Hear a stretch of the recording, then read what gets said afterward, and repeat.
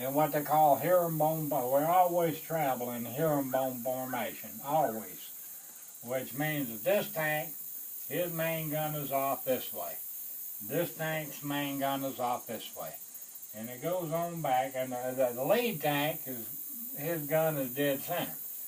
The one in the back, the one bringing up the rear, his gun is turned around, the turret and all is turned around to the rear to cover the back, and so we don't get hit. And he usually drops back from here to the road or further from the convoy to make sure nothing hits him from the rear. You know, you got the turret around to the back, and you can go left or right, or you can go down. We go left or right, you know, because they're not usually going to hit you right from the road. They're going to hit you from one side or the other. Well, the 50 caliber in Vietnam now, this ain't the way it was designed, but in Vietnam, the 50 caliber is supposed to go inside this little bitty turret that's up on top of the big turret, you know, and it turns independent. But because we were up on the DMZ, we had special mounts mounted on top of this little turret, which is called a Chrysler mount.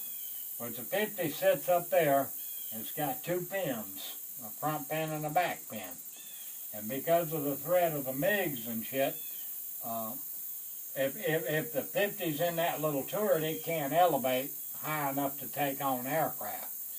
If it's sitting up there on top, of course the tank commander's got to stand up to handle it. You pull that front pin up, and you pull that front pin out, and leave the back pin in, you stand that 50 straight up, and you can handle MiGs. You know, you can handle them because you can put that damn 50 straight up. So, we're running on the rear. We're running in the rear.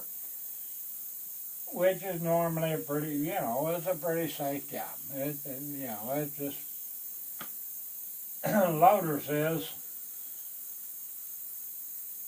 well, I turned the turret around. I had the turret turned a little bit to the right side with the main gun and the 50 off here.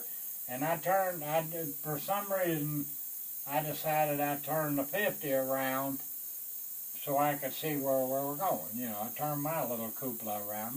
But I mean, I can fire the main gun and shit because I got my sights are on where the main gun is, you know. So I drop down in my sights, it's going to show me exactly what the main gun and the 30 caliber are doing, you know. So I'm sitting up there and the loader says, we're headed home. We're headed back to base camp. He said, you ready for a beer, Sergeant? I just an E5. I said, yeah. I said, buckwheat. You still got this big son of a bitch in the middle of the road where it's supposed to be? Yeah, I got.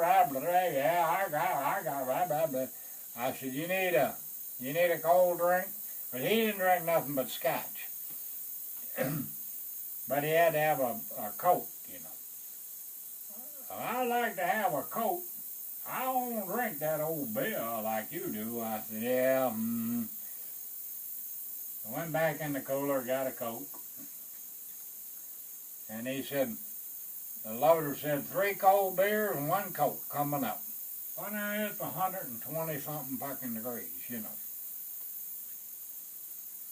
He said, Sarge, I got to do it. And I said, you got to do what you got to do, man. You got to take care of the troops. He reaches up, gets that CO2 fire extinguisher, sprays them Cokes, just a little shot, ice cold. Coke's ice cold. I mean, that CO2 will freeze them if you get back to base camp. I never did go on them, but I always had a hydraulic leak and a fire in the turret. And I had to use them fucking fire extinguishers, you know. And so anyway, we're riding back. Now, in the process of watching Meathead, Alfalfa, cool the beer and the Cokes and shit, we dropped back a little bit further from the convoy than normal, but that ain't no big problem because we can close the gap, you know. I mean, we kick the gas down.